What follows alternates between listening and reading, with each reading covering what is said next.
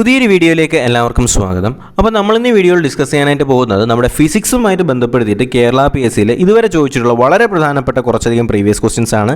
55 ചോദ്യങ്ങളാണ് നമ്മൾ പഠിക്കാനായിട്ട് പോകുന്നത്.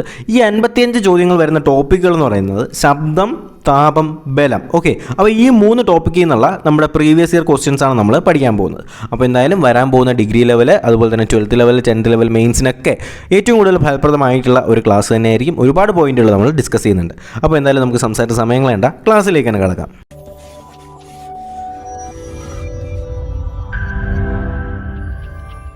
ഒന്നാമത്തെ ചോദ്യം, ശബ്ദത്തെക്കുറിച്ചുള്ള പഠനത്തിനെ അറിയപ്പെടുന്ന പേരെന്താണ്? ശബ്ദത്തെക്കുറിച്ചുള്ള പഠനത്തിനെ അറിയപ്പെടുന്ന പേരെന്താണ്? അക്വസ്റ്റിക്സ് എന്നാണ് കേട്ടോ. അക്വസ്റ്റിക്സ് എന്നാണ് ശബ്ദത്തെക്കുറിച്ചുള്ള പഠനത്തെ അറിയപ്പെടുന്ന പേരെന്താണ്? അക്വസ്റ്റിക്സ് എന്നാണ് അറിഞ്ഞിരിക്കുക. മനുഷ്യനിൽ ശബ്ദം പുറപ്പെടുവിക്കുന്ന തൊണ്ടയിലെ ഭാഗം ഏതാണ്? ലാറിങ്സ് ആണ് അല്ലേ. മനുഷ്യനിലെ ശബ്ദം പുറപ്പെടുവിക്കുന്ന തൊണ്ടയിലെ ഭാഗം ഏതാണ്? ലാറിങ്സ് ആണെന്ന് അറിഞ്ഞിരിക്കുക. മൂന്നാമത്തെ ചോദ്യം, ദ്രാവകങ്ങളിലൂടെയും വാതകങ്ങളിലൂടെയും ശബ്ദം കടന്നു പോകുമ്പോൾ പ്രവഹിക്കുന്ന തരംഗങ്ങൾ ഏതാണ്? ശ്രദ്ധിക്കുക, ദ്രാവകങ്ങളിലൂടെയും അതുപോലെ തന്നെ വാതകങ്ങളിലൂടെയും ശബ്ദം കടന്നു പോകുമ്പോൾ പ്രവഹിക്കുന്ന തരംഗങ്ങൾ ഏതാണെന്ന് ചോദിച്ചാൽ അത് അനുദൈർഘ്യ തരംഗങ്ങളാണ്, അല്ലെങ്കിൽ ലോഞ്ചിറ്റ്യൂഡിനൽ വേവ്സ് ആണ്. അപ്പോൾ ദ്രാവകങ്ങളിലൂടെയും വാതകങ്ങളിലൂടെയും ശബ്ദം കടന്നു പോകുമ്പോൾ പ്രവഹിക്കുന്ന തരംഗങ്ങൾ ഏതാണ്? അനുദൈർഘ്യ തരംഗങ്ങളാണ്. അതുപോലെ തന്നെ ഏത് തരംഗങ്ങളായാണ് കട്ടിയുള്ള വസ്തുക്കളിലൂടെയും ശബ്ദം കടന്നു പോകുന്നതെന്ന് ചോദിച്ചാൽ അനുപ്രസ്ഥ തരംഗമായിട്ടും അനുദൈർഘ്യ തരംഗമായിട്ടും എന്ത് ചെയ്യുന്നു? കട്ടിയുള്ള വസ്തുക്കളിലൂടെ ശബ്ദം കടന്നു പോകുന്നു. ശ്രദ്ധിക്കുക, അപ്പോൾ ദ്രാവകങ്ങളിലൂടെയും വാതകങ്ങളിലൂടെയും കടന്നു പോകുമ്പോൾ അനുദൈർഘ്യ തരംഗങ്ങളാണ്. എന്നാൽ ഏത് തരംഗങ്ങളായാണ് കട്ടിയുള്ള വസ്തുക്കളിലൂടെ ശബ്ദം കടന്നു പോകുന്നതെന്ന് ചോദിച്ചാൽ അത് അനുപ്രസ്ഥ തരംഗങ്ങളായിട്ടും അനുദൈർഘ്യ തരംഗങ്ങളായിട്ടും എന്ത് ചെയ്യുന്നു? കട്ടിയുള്ള വസ്തുക്കളിലൂടെ ശബ്ദം കടന്നു പോകുന്നു. അഞ്ചാമത്തെ ചോദ്യം, ശബ്ദ മലിനീകരണം രേഖപ്പെടുത്തുന്ന യൂണിറ്റ് ഏതാണ്? ശബ്ദ മലിനീകരണം രേഖപ്പെടുത്തുന്ന യൂണിറ്റ് ചോദിച്ചാൽ ഡെസിബലാണ്. ശബ്ദ മലിനീകരണം രേഖപ്പെടുത്തുന്ന യൂണിറ്റ് ഏതാണ്? ഡെസിബൽ ആണെന്ന് അറിഞ്ഞിരിക്കുക. എന്നാൽ ശബ്ദം അളക്കാനുള്ള യൂണിറ്റ് ഏതാണ്? ഹേർട്സ് അല്ലെങ്കിൽ ആവൃത്തി രേഖപ്പെടുത്തലാണ് അല്ലേ. അപ്പോൾ ശബ്ദം അളക്കാനുള്ള യൂണിറ്റ് ആണെങ്കിൽ ഹേർട്സ് ആണ്, ശബ്ദ മലിനീകരണമാണെങ്കിൽ അത് ഡെസിബലാണ്. ഇനിയുള്ളത് കുറച്ച് മെഷർമെൻറ്റുകളാണ്, കൃത്യമായിട്ട് തന്നെ അറിഞ്ഞിരിക്കുക. വായുവിൽ ശബ്ദത്തിൻ്റെ വേഗത ചോദിച്ചാൽ അത് 340 മീറ്റർ പെർ സെക്കൻഡ് ആണ്. വായുവിൽ ശബ്ദത്തിൻ്റെ വേഗത എത്രയാണ്? 340 ആണ്. ജലത്തിൽ ശബ്ദത്തിൻ്റെ വേഗത 1435 മീറ്റർ ആണ്. തടിയിൽ ശബ്ദത്തിൻ്റെ വേഗത 3850 മീറ്റർ പെർ സെക്കൻഡ് ആണ്. ഇരുമ്പിലാണെങ്കിൽ അത് 5000 മീറ്റർ പെർ സെക്കൻഡ് ആണ്. ഓക്കെ അല്ലേ. അപ്പോൾ ഇത്രയും മെഷർമെൻറ്റുകൾ അറിഞ്ഞിരിക്കണം. വായുവിലാണെങ്കിൽ 340 ആണ്, ജലത്തിലാണെങ്കിൽ 1435 ആണ്, തടിയിലാണെങ്കിൽ 3850 മീറ്റർ പെർ സെക്കൻഡ്, ഇരുമ്പിലാണെങ്കിൽ അത് 5000 മീറ്റർ പെർ സെക്കൻഡ്. അപ്പോൾ ഈ 4 മെഷർമെൻറ്റിൽ ഓർക്കുമല്ലോ, മറക്കില്ലല്ലോ. അടുത്ത ചോദ്യം, മനുഷ്യൻ്റെ ശ്രവണ പരിധി എത്രയാണെന്ന് ചോദിച്ചാൽ 20 ഹെർട്സ് മുതൽ 20000 ഹെർട്സ് വരെയുള്ള ശബ്ദം എന്ത് ചെയ്യാൻ കഴിയും? മനുഷ്യന് കേൾക്കാനായിട്ട് കഴിയും. മനുഷ്യൻ്റെ ശ്രവണ പരിധി എത്രയാണ്? 20 ഹെർട്സ് മുതൽ 20000 ഹെർട്സ് വരെയാണെന്ന് അറിഞ്ഞിരിക്കുക.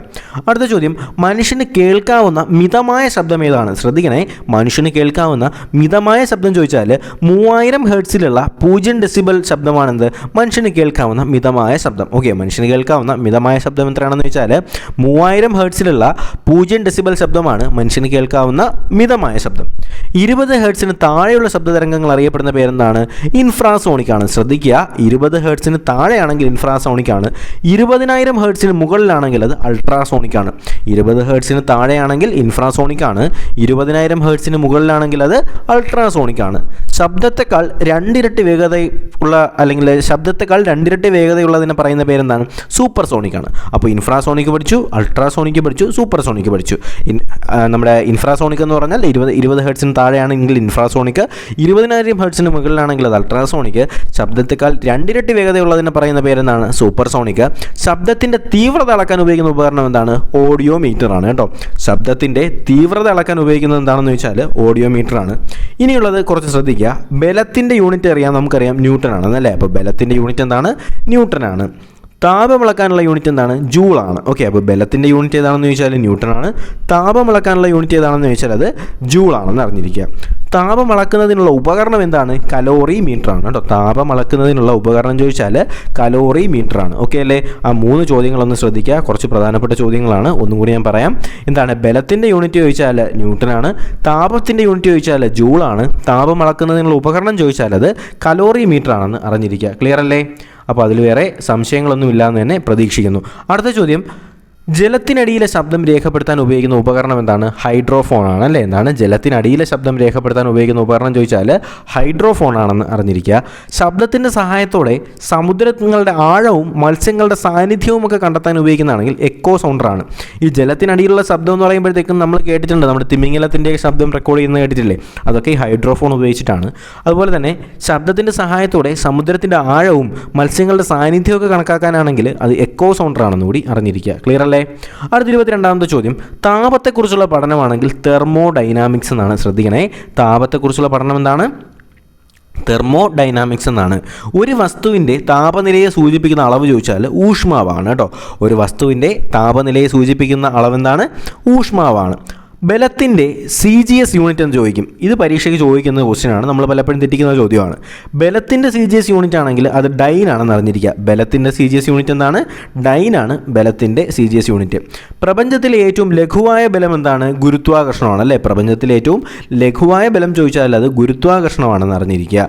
അടുത്ത ചോദ്യം, താപം ഒരു ഊർജ്ജമാണെന്ന് ആദ്യമായി പ്രസ്താവിച്ച ശാസ്ത്രജ്ഞൻ ചോദിച്ചാൽ ജെയിംസ് പെർസ്കൗട്ട് ജൂളാണ് അല്ലേ? നമ്മുടെ ജൂളാണ് എന്ത് ചെയ്തിട്ടുള്ളത്? താപം ഒരു ഊർജ്ജമാണ് എന്ന് ആദ്യമായി പ്രസ്താവിച്ചത് ആരാണ്? ജെയിംസ് പെർസ്കൗട്ട് ജൂളാണ്. അതുപോലെ തന്നെ ഏറ്റവും കൂടുതൽ താപമാഗിരണം ചെയ്യുന്ന നിറം ഏതാണ്? കറുപ്പാണ് അല്ലേ? ഏറ്റവും കൂടുതൽ താപമാഗിരണം ചെയ്യുന്ന നിറം ഏതാണ്? കറുപ്പാണ്. താപത്തിൻ്റെ CGS യൂണിറ്റ് എന്താണ്? കലോറിയാണ്. അപ്പം നമ്മൾ നേരത്തെ ഒരു CGS പഠിച്ചു, എന്താണ്? ബലത്തിൻ്റെ CGS ആണെങ്കിൽ അത് ഡൈൻ ആണ്, താപത്തിൻ്റെ CGS ആണെങ്കിൽ അത് കലോറിയാണ്. താപം കടത്തിവിടാത്ത വസ്തുക്കൾ അറിയപ്പെടുന്ന പേരെന്താണ്? കുചാലകങ്ങൾ എന്നാണ് അല്ലേ? ചാലകങ്ങൾ എന്ന് പറഞ്ഞാൽ എന്താണ്? ചാലകങ്ങൾ എന്ന് പറഞ്ഞാൽ എന്താണ്? കണ്ടക്ടേഴ്സ് എന്നാണ് അല്ലേ? അപ്പോൾ കുചാലകങ്ങൾ എന്ന് പറഞ്ഞാൽ എന്താണ്? ഇൻസുലേറ്റേഴ്സ് എന്നാണ്. അല്ലെങ്കിൽ താപം കടത്തിവിടാത്ത വസ്തുക്കളാണെങ്കിൽ അത് കുചാലകങ്ങളും, താപം കടത്തിവിടുന്നതാണെങ്കിൽ അത് ചാലകങ്ങളാണ്, ഇൻസുലേറ്റേഴ്സ് ആണ് അല്ലേ? കണ്ടക്ടേഴ്സ് ആണ് അല്ലേ? അടുത്ത് ശ്രദ്ധിക്കുക, താപം പുറത്തുവിടുന്ന രാസപ്രവർത്തനങ്ങൾ അറിയപ്പെടുന്ന പേര് എക്സോതെർമിക് റിയാക്ഷൻ അല്ലെങ്കിൽ താപമോചക പ്രവർത്തനം എന്നാണ് അല്ലേ? അപ്പോൾ എന്താണ്? താപം പുറത്തുവിടുന്ന രാസപ്രവർത്തനങ്ങൾ അറിയപ്പെടുന്ന പേരെന്താണ്? താപമോചക പ്രവർത്തനമാണ്. താപം പുറത്തുവിടുന്നു, താപത്തിനെ മോചിപ്പിക്കുന്ന പ്രവർത്തനങ്ങൾ അല്ലേ? അതാണ് താപമോചക പ്രവർത്തനങ്ങൾ. അടുത്ത ചോദ്യം, പ്രതിധ്വനിയെക്കുറിച്ച് ഉള്ള പഠനത്തിന് അറിയപ്പെടുന്ന പേരെന്താണ്? കാറ്റാക്കോസ്റ്റിക്സ് എന്നാണ് അല്ലേ? എന്താണ്? കാറ്റാക്കോസ്റ്റിക്സ് എന്നാണ്. പ്രതിധ്വനി അല്ലെങ്കിൽ എക്കോയെക്കുറിച്ചുള്ള പഠനം എന്താണെന്ന് ചോദിച്ചാൽ കാറ്റാക്കോസ്റ്റിക്സ് ആണ്. കാറ്റാക്കോസ്റ്റിക്സ് ഓക്കെ അല്ലേ? തെറ്റിക്കരുതേ. പ്രതിധ്വനി അല്ലെങ്കിൽ എക്കോയെക്കുറിച്ചുള്ള പഠനത്തിന് അറിയപ്പെടുന്ന പേരെന്താണെന്ന് ചോദിച്ചാൽ കാറ്റാക്കോസ്റ്റിക്സ് ആണെന്ന് അറിഞ്ഞിരിക്കുക. ശബ്ദത്തിന് വേഗത ഏറ്റവും കുറഞ്ഞ മാധ്യമം എന്താണ്? വാതകമാണ് കേട്ടോ. ശബ്ദത്തിന് വേഗത ഏറ്റവും കുറഞ്ഞ മാധ്യമം ചോദിച്ചാൽ അത് വാതകമാണ്, തെറ്റിക്കരുത്. ശബ്ദത്തിന് ഏറ്റവും കുറഞ്ഞ അല്ലെങ്കിൽ ശബ്ദത്തിൻ്റെ ഏറ്റവും വേഗത കുറഞ്ഞ മാധ്യമം ഏതാണ്? വാതകമാണ്. മനുഷ്യൻ്റെ ശ്രവണ സ്ഥിരത എത്രയാണെന്ന് ചോദിച്ചാൽ 1/10 സെക്കൻഡ് ആണ് കേട്ടോ. മനുഷ്യൻ്റെ ശ്രവണ സ്ഥിരത ചോദിച്ചാൽ 1/10 സെക്കൻഡ് ആണ് മനുഷ്യൻ്റെ ശ്രവണ സ്ഥിരത. അടുത്ത ചോദ്യം, അൾട്രാസോണിക് ശബ്ദം ഉപയോഗിച്ച് ഇര പിടിക്കുന്ന ജീവി ഏതാണ്? വവ്വാലാണ് അല്ലേ? നമുക്കറിയാം അൾട്രാസോണിക് ശബ്ദം ഉപയോഗിച്ച് ഇര പിടിക്കുന്ന ജീവി ഏതാണ്? വവ്വാലാണെന്ന് അറിഞ്ഞിരിക്കുക. ജലത്തിനടിയിലെ ശബ്ദം കേൾക്കുന്നതിനായി ഉപയോഗിക്കുന്ന ഉപകരണം എന്താണ്? ഹൈഡ്രോഫോൺ ആണ്. ജലത്തിനടിയിലെ ശബ്ദം കേൾക്കാനായി ഉപയോഗിക്കുന്ന ഉപകരണം എന്താണ്? ഹൈഡ്രോഫോൺ ആണ്. സൂപ്പർസോണിക് വിമാനങ്ങളുടെയും മിസൈലുകളുടെയും വേഗത രേഖപ്പെടുത്തുന്നത് ഏത് യൂണിറ്റിലാണ്? മാക് നമ്പറിലാണ് കേട്ടോ. അപ്പോൾ മാക് നമ്പറിലാണ് എന്ത് ചെയ്യുന്നത്? സൂപ്പർസോണിക് വിമാനങ്ങളുടെയും മിസൈലുകളുടെയും വേഗത രേഖപ്പെടുത്തുന്നത് ഏത് നമ്പറിലാണ്? മാക് നമ്പറിലാണെന്ന് അറിഞ്ഞിരിക്കുക. അടുത്ത ചോദ്യം, മനുഷ്യന് കേൾക്കാൻ സാധിക്കാത്ത വളരെ ഉയർന്ന ആവൃത്തിയിലുള്ള ശബ്ദം പുറപ്പെടുവിക്കുന്ന ഒരുതരം വിസിലാണ് എന്താണ്? ഗാൾട്ടൺ വിസിൽ അല്ലേ? അപ്പോൾ എന്താണ് ഗാൾട്ടൺ വിസിലിൻ്റെ പ്രത്യേകത എന്താണ്? മനുഷ്യന് കേൾക്കാൻ സാധിക്കാത്ത വളരെ ഉയർന്ന ആവൃത്തിയിലുള്ള ശബ്ദം പുറപ്പെടുവിക്കുന്ന ഒരുതരം വിസിലാണ് ഗാൾട്ടൺ വിസില്. ശബ്ദവേഗതയേക്കാൾ കുറഞ്ഞ വേഗതയാണെന്ത്? സബ്സോണിക്. അപ്പോൾ എന്താണ് സബ്സോണിക് എന്ന് പറയുന്നത്? ശബ്ദവേഗതയേക്കാൾ കുറഞ്ഞ വേഗതയാണെന്ത്? സബ്സോണിക്. നമ്മൾ സൂപ്പർസോണിക് പഠിച്ചില്ലേ?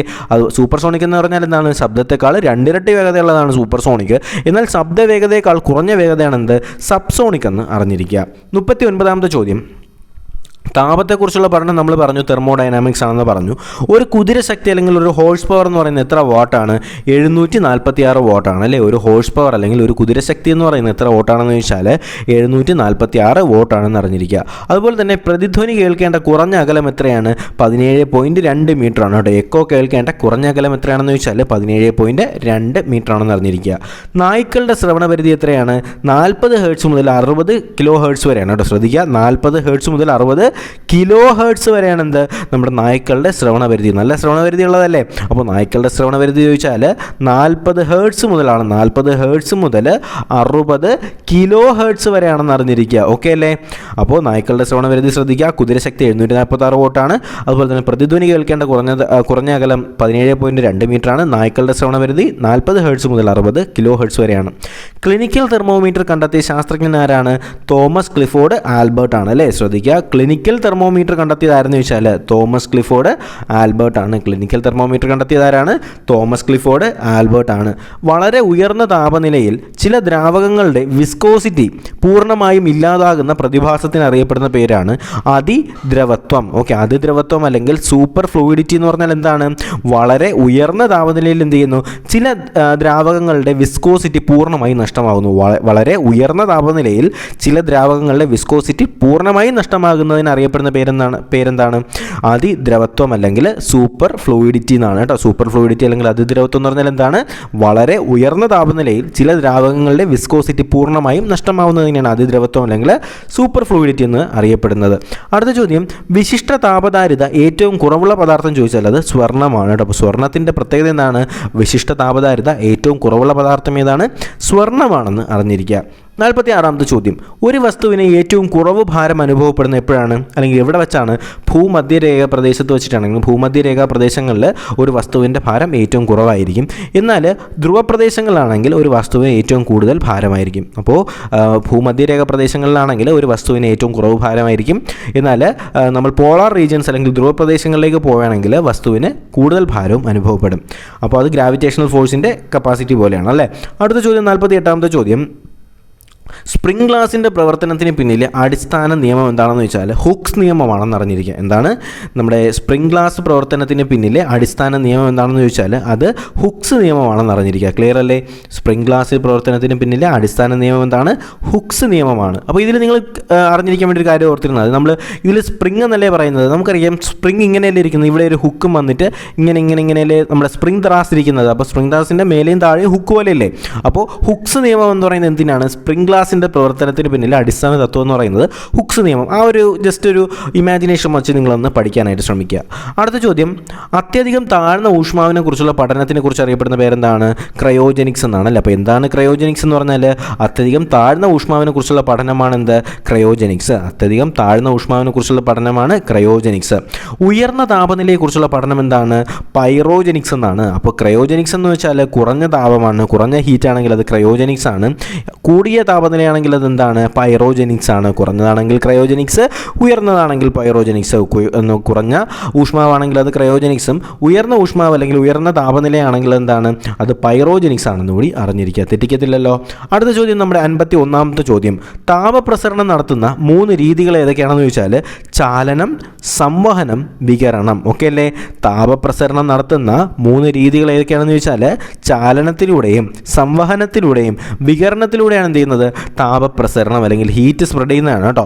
അപ്പോൾ നമ്മുടെ ചാലനത്തിലൂടെയും സംവഹനത്തിലൂടെയും വികിരണത്തിലൂടെയാണ് താപപ്രസരണം നടക്കുന്നത്. ക്ലിയർ അല്ലേ?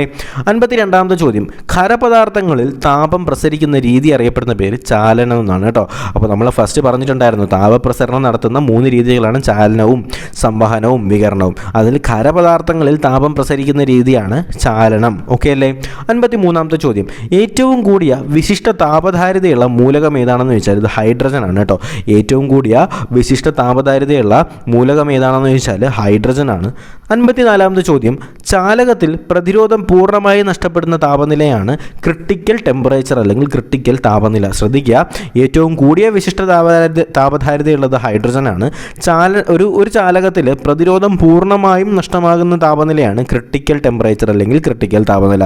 ചാലകത്തിൽ പ്രതിരോധം പൂർണ്ണമായി നഷ്ടപ്പെടുന്ന താപനിലയാണ് ക്രിട്ടിക്കൽ ടെമ്പറേച്ചർ അല്ലെങ്കിൽ ക്രിട്ടിക്കൽ താപനില. ക്ലിയർ അല്ലേ? അടുത്ത ചോദ്യം, സൂര്യനിൽ നിന്നും താപം ഭൂമിയിലേക്ക് എത്തുന്ന രീതിയാണെന്ത്? വികിരണം. അപ്പോൾ എന്താണ് വികിരണം എന്ന് പറഞ്ഞാൽ സൂര്യനിൽ നിന്നും ടെമ്പറേച്ചർ അല്ലെങ്കിൽ താപം ഹീറ്റ് ഭൂമിയിലേക്ക് എത്തുന്ന രീതിയാണ് അറിയപ്പെടുന്നത് എന്ത്? വികിരണം. ഓക്കെ അല്ലേ? അപ്പോൾ ഇത്രയും കാര്യങ്ങൾ വളരെ ക്ലിയർ ആണെന്ന് ഞാൻ പ്രതീക്ഷിക്കുന്നു. അപ്പോൾ നമ്മളിപ്പോൾ ഡിസ്കസ് ചെയ്തത് 55 കേരള PSCയിൽ റിപ്പീറ്റ് ചെയ്തിട്ടുള്ള ഫിസിക്സിൽ നിന്നുള്ള ചോദ്യങ്ങളാണ്. അപ്പോൾ ഇതെന്ത് ചെയ്യുക, ഞാൻ കുറച്ച് സ്പീഡായിട്ടാണ് പോയത്. അപ്പോൾ നമുക്ക് ഈ ഒരു ചോദ്യം നിങ്ങൾ ചെയ്യേണ്ട ഒരു കാര്യം മാത്രമേ ഉള്ളൂ. നിങ്ങൾ എന്ത് ചെയ്യുക, ഈ ഒരു വീഡിയോ 2-3 തവണ റിപ്പീറ്റ് ആയിട്ട് കൃത്യമായിട്ട് കേൾക്കുക. അങ്ങനെ കേൾക്കാൻ നേരത്തെ ഈ ചോദ്യങ്ങളെല്ലാം നിങ്ങളുടെ മനസ്സിൽ പതിയുന്നതായിരിക്കും. അപ്പോൾ ഈ ഒരു ക്ലാസ് നിങ്ങൾക്ക് ഫലപ്രദമായെന്ന് വിശ്വസിക്കുന്നു. ഇഷ്ടമായെങ്കിൽ എന്ത് ചെയ്യുക, വീഡിയോ ലൈക്ക് ചെയ്യുക, ചാനൽ സബ്സ്ക്രൈബ് ചെയ്യുക. തീർച്ചയായിട്ടും നിങ്ങളുടെ സുഹൃത്തുക്കളിലേക്ക് കൂടി ഈ ഒരു വീഡിയോ എത്തിച്ചു കൊടുക്കുക. ഓക്കെ, അപ്പോൾ നിങ്ങൾക്ക് ടെലഗ്രാം ഗ്രൂപ്പിലേക്ക് ജോയിൻ ചെയ്യണമെന്നുണ്ടെങ്കിൽ ലിങ്ക് ഡിസ്ക്രിപ്ഷൻ ബോക്സിലുണ്ട്.